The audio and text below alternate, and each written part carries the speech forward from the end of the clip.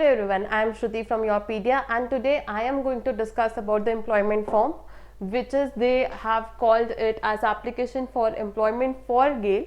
So okay, I am not going to discuss in detail what you have to write in every section, but I will also only discuss the important detailed section, which is actually important for your interview round.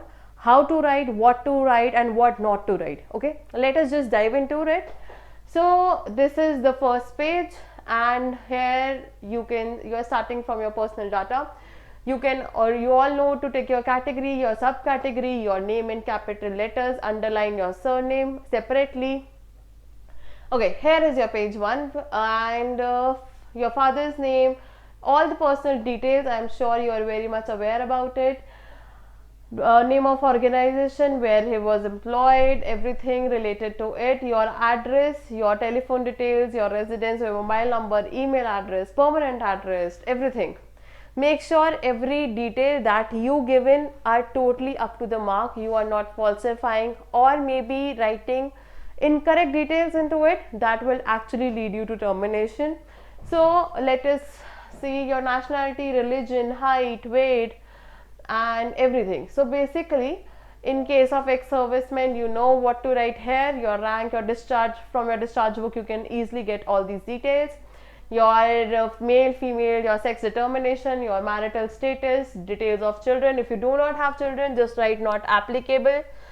Details of any other dependents, any dependent, it means your mother or father, anyone who is just dependent on you, or is a spouse employed, just tick if it's yes or no. Where they are working, you have to tick you have to give their details as well. Let's come to the important sections, your academic and professional qualification, right? So they have asked about details of academic and professional qualification, matriculation onwards. So after 10th, whatever you have done, your examination, your degree, whatever you have obtained, you have to just mark here. Write your degree, matriculation, the college, institute you have done, year of joining, year of leaving, from which university and board did you complete that, and your division, class obtained, your percentage. Every students also, applicants also have questions. Ki, ma'am, CGPA, I achieved my degree in CGPA, shall I convert into percentage? So if they ask percentage, you have to write their percentage. You can also always mention your CGPA, but mention your percentage as well. Main subject, studied in branch specialization. If you have done BTech in civil, BTech in mechanical, masters in mechanical, just tell you. Some people do full-time, part-time correspondence, just write it accordingly. Now, kindly note, you have to copy, you have to take out all the copy of all your degrees, diploma and certificates, along with all the semester years wise mark sheet as well. So after every, in your bachelor's you have 6 semesters, in your master's you have 4 semesters with semesters wise mark sheet. Then your degree, everything needs to be attached in an order since your 10th class, since your matriculation basically, right? So here you have details of membership of professional bodies, institute, association. If you are basically enrolled, or maybe a membership or some kind of professional body or institute or association, it is valid for you.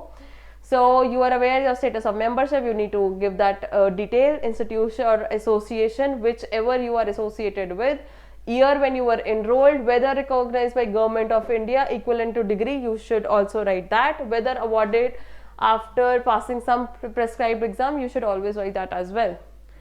Similarly, here also required your all the enclosed certificates attached to it. Now proficient languages. All right. So proficiency in languages are all about your, it is not your mother tongue or maybe the slang you used in your home, right?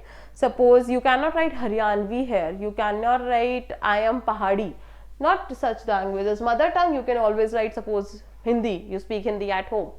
Other languages, English, Punjabi or Marathi, some languages like that needs to be written here. How proficient you are, you can always tick. If you can read that language, write that language, speak that language, it is all about that, right? Tick the one and write your language name, that is your training and attainments. Here onwards, it's point number 12.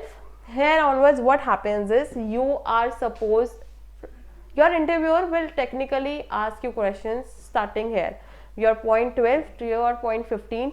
Everything is important, what you write, what you have attained, how logical and required it is. It all depends on the form you fill here, right? So a lot of students or applicants have done their training, have worked, and apprenticeship also they have worked, and they have some articleship also. So if you have some similar details, kindly fill in the details. Make sure if you have some relevant details, you are filling it. If you think it is not relevant but it is knowledge based, you have to mention it, because it is always about knowledge, what you have gained over the past years. So we will only talk about that, right? Particulars of experience, how much years of experience you carry with months. Suppose I'm carrying 9 years of experience, and how many months? Maybe 2 months, so 9.2. So 9 years 2 months, how many experience, you can have to write that. Here is your another point which is also important with the point of view of your interview round, right? Details of experience starting from present. So they have to mention that you have to mention all your experience from present to current basically. Kindly note, if you have so many details are too much, they have also given instructions by at the end of the page that you can attach one single plain page if you cannot fill all of your information here. So kindly attach one more page, a plain page, and staple it accordingly, right? About this, so what kind of details we need to fill? Some people are saying that I have 8 years of experience, I have 6 years of experience, and some are relevant, some are not relevant. Shall I write everything? Shall I not write everything? So definitely I think experience count, and it definitely does. But how relevant experience it should be, that you have to actually justify. Make sure whatever you write are basically the requirements of the organization as well where you are applying. So just start from your present current experience and move, either you can move from ascending to descending, or you can move from descending to ascending. I would suggest kindly move from present till your whatever your last initial employment was, right? You have to write your complete address from start to present, period of employment from where to when, duration, which year, how many years, how many months, designation and scale of pay, your basic pay, your total salary per month. So that is all. Now here are the two specific points that needs to be addressed, which are exact nature of duty and reason of leaving. So what does the nature of duties mean? जब भी हम ये बात करते हैं कि हम हमारे फंक्शंस या रोल्स एंड रिस्पॉन्सिबिलिटीज़ क्या थी, सपोज आप बैकग्राउंड से हो, किसी केमिकल या मैकेनिकल बैकग्राउंड से हो, और हमारी रिक्वायरमेंट्स जिस भी ऑर्गेनाइजेशन में आप जा रहे हो उसकी रिक्वायरमेंट्स क्या है, तो हम सिमिलर रिस्पॉन्सिबिलिटी या सिमिलर नेचर ऑफ ड्यूटीज़ ही लिखते हैं, हम एडिशनल नहीं ऐड करेंगे, चाहे आपकी जितनी मर्जी, आप चाहे वहाँ रिपोर्टिंग कर रहे हो, चाहे आप जो मर्जी चीज़ कर रहे हो, बट हम नेचर ऑफ ड्यूटी सिर्फ रेलेवेंट लिखेंगे. The relevancy is the main key here. Similarly reason of living, अब आपने, आई एम श्योर हमारे अच्छी सैलरी मिल जाती है, हमें अच्छी अपॉर्चुनिटी मिल जाती है, तो हम ऑर्गेनाइजेशन लीव कर देते हैं. That is the one of the main reason. But हम उसको जस्टिफाई कैसे करें, है ना? हम ये नहीं बोल सकते कि मेरे को घर के पास जॉब मिल गई थी इसलिए मैंने छोड़ दी. This is something you should not write and say in front of interviewer. हम क्या बोल सकते हैं, क्योंकि मैंने इतना एक्सपीरियंस गेन कर लिया था, मुझे अपना एक्सपैंड करना था डोमेन या फील्ड या ट्रांजिशन फील्ड, और स्किल्स गेन करनी थी, समवॉट लाइक दैट. और डेफिनेटली सैलरी तो हमें अच्छी मिलती ही है, बट हम उसको ना मेंशन करते हुए हम स्किल्स को एम्फेसिस करें, हम रोल्स को एम्फेसिस करें, हम जॉब रोल और पोजीशन को एम्फेसिस करें, that is much better.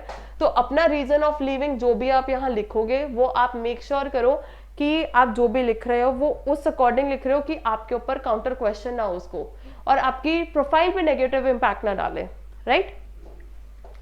So that is all about your experience. इसमें भी आपको कॉपीज और प्रॉपर प्रूफ ऑफ एक्सपीरियंस चाहिए कि वो जो भी आप ऊपर मेंशन करोगे आपके पास हर चीज़ का प्रूफ होना चाहिए. मेक श्योर ऑफर लेटर होता है, एक्सपीरियंस लेटर होता है, every kind of stuff, you just are adding proof to it. अगर आपके पास प्रूफ नहीं है तो प्लीज मत ऐड करना, उसका कोई पॉइंट नहीं है, वो वैलिड नहीं होगा.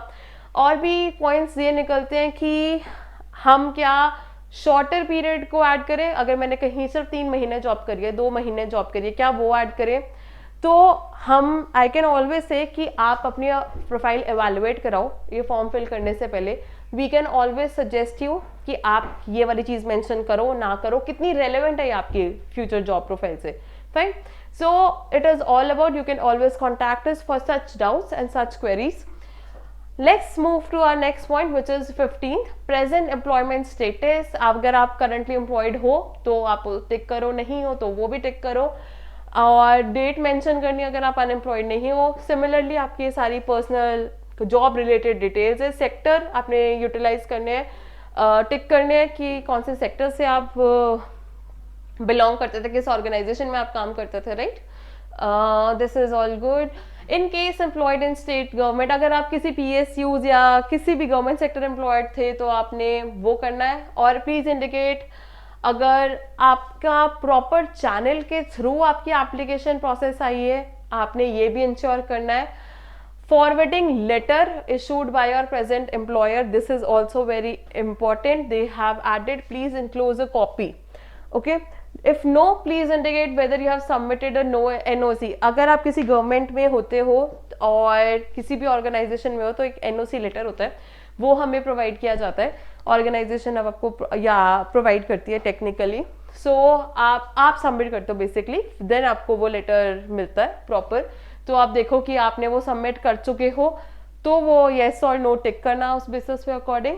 अब आपकी सैलरी डिटेल्स है, जो भी आप इनिशियल सैलरी लेते थे, आपकी पे स्केल रही है, applicable for candidates presently employed in government sector only. Kindly note, अगर आपने ऊपर टिक किया है कि मैं किसी गवर्नमेंट सेक्टर में इन्वॉल्व हूँ और अब आप करंटली सैलरी ड्रॉ कर रहे थे वहां से, तो वो सिर्फ प्रेजेंटली. अगर आप वो जॉब लीव कर चुके हैं फिर इसकी कोई जरूरत नहीं है. राइट. नेक्स्ट पेज आता है applicable for candidates presently employed in private sector organisation. Above section public sector के लिए था, ये वाला सेक्शन प्राइवेट सेक्टर के लिए है. अगर आप देखोगे इसमें भी स्केल ऑफ पे, बेसिक पे, आपकी बेसिकली क्या डेजिग्नेशन है, एंट्री क्या थी उस ग्रेड में, नेक्स्ट रिवीजन पे कब हुई, टोटल सैलरी क्या है पर मंथ, और CTC कितना मिलता है, करंट सैलरी आपको इन हैंड कितनी मिल रही है, बेसिकली आप वो लिखते हो. नेक्स्ट क्वेश्चन, नेक्स्ट पॉइंट आपका है details of bonus, performance link payment, other facilities drawn from present post on date. So it is also है कि करंटली अगर आप कोई एक्स्ट्रा आपको बेनिफिट्स मिल रहे हैं, है ना, प्रेजेंट पोस्ट से on the date of your interview, जब आपका इंटरव्यू उससे पहले की बात कर रहे हैं, ये ईयरली बोनस, अगर आप कोई इंसेंटिव मिल रहा है, आपको किस चीज से मिल रहा है, कंस्ट्रक्शन अलाउंस है, प्रोजेक्ट अलाउंस है, HRA है गवर्नमेंट वगैरह के लिए, ये पेंशन है, मेडिकल बेनिफिट्स है, वो आप सब कुछ मेंशन आपको करना ही पड़ेगा कि किस ऑर्गेनाइजेशन से आपको क्या मिल रहा था. कॉपी भी आपने अटैच करनी है, आपकी सैलरी पे की slips, pay slips basically attach होंगी यहाँ पे. और मेक श्योर कि आप लेटेस्ट पे स्लिप्स अपने पास रखें, बिकॉज जिस डेट पे आपका इंटरव्यू है उससे रिसेंटली चाहिए इनको, as they have already mentioned above, in the present post to the date of interview. So kindly make sure कि आप करंट वो रखें, आप ये ना हो कि आप आउटडेटेड लेके जा रहे हैं. अगर आप रिटायर्ड हो गवर्नमेंट डिफेंस सर्विसेज से तो आप लिख सकते हो कितनी बेसिक पे एक्सपेक्टेबल है, मिनिमम टाइम आपको कितना चाहिए ज्वाइन करने से पहले. Right. Are you prepare to serve anywhere in India. See technically हर बच्चे का आंसर, हर एप्लीकेंट का आंसर यस ही होगा. There is no point saying that नहीं मैं नहीं ज्वाइन कर सकता. अगर आपकी ये कंडीशंस है so you can just adjust it accordingly. Have you been an applicant for any post in this company. अगर आपने उस कंपनी में कभी भी काम किया है तो ये आपके लिए सेक्शन है. पोस्ट का नाम, डेट ऑफ इंटरव्यू, सेलेक्ट कब हुए थे, हर चीज उस रिगार्डिंग है. ये आ जाता है आपका क्रिमिनल केस रिलेटेड. अगर आपने कभी भी कोई वायलेशन ऑफ लॉ की है बेसिकली, या कभी भी आप डिसबार्ड हो या माइनर कोई भी वायलेशन है बेसिकली, या आप यू आर नॉट अथॉराइज्ड और डिस्क्वालिफाइड किसी भी UPSC ऑर्गेनाइजेशन से, अगर हो तो येस कर देना, अगर नहीं हो तो नो कर देना। अगर येस है तो नीचे आपने डिटेल्स उसकी फिल करनी है। हम नेक्स्ट पेज पे जाते हैं। Are you related to any directors of GAIL? Suppose आपकी कहीं रिलेशनशिप है या आपके कई रिलेटिव्स हैं गेल के डायरेक्टर्स ऑफ बोर्ड में, या कोई रिलेटिव्स एम्प्लॉयड है गेल में, तो आप उनकी आपको प्रॉपर डिटेल्स देनी पड़ेगी। What something that you know, if you don't know then you can obviously not provide, then you can always tick no. Have you ever been abroad? These are all about your abroad details, if you were ever been abroad or not. Extra curricular activities. So extra curricular activities, hobbies, ऐसे ऐसे जो questions होते हैं applicants बहुत lightly लेते हैं ऐसे। ये some people से कि अच्छा मेरे को traveling पसंद है या मेरे को ये करना पसंद है, जो वो frequently करते भी नहीं है technically.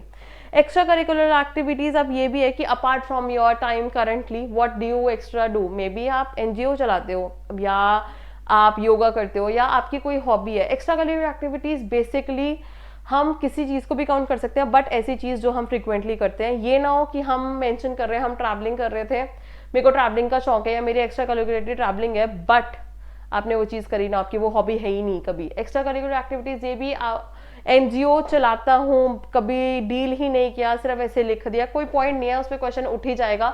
वो डिटेल्स आपके सिर्फ एक फेस एक्सप्रेशन और कॉन्फिडेंस से ही गेस कर लेते हैं कि येस यू आर फॉल्सिफाइंग और नॉट। इवन दो इसमें हमें कोई भी बेसिकली डॉक्यूमेंट लगाने की जरूरत नहीं है, but make sure whatever you write you think and write about it, right. Next है आपका details of research work, books, publish paper. आप आई एम श्योर बहुत एक्सपीरियंस हो and some people have in masters में वो publish करते हैं publications या रिव्यू करते हैं पेपर, कॉन्फ्रेंस पेपर, कोई book, anything like that. If you have done something like that you can always mention that.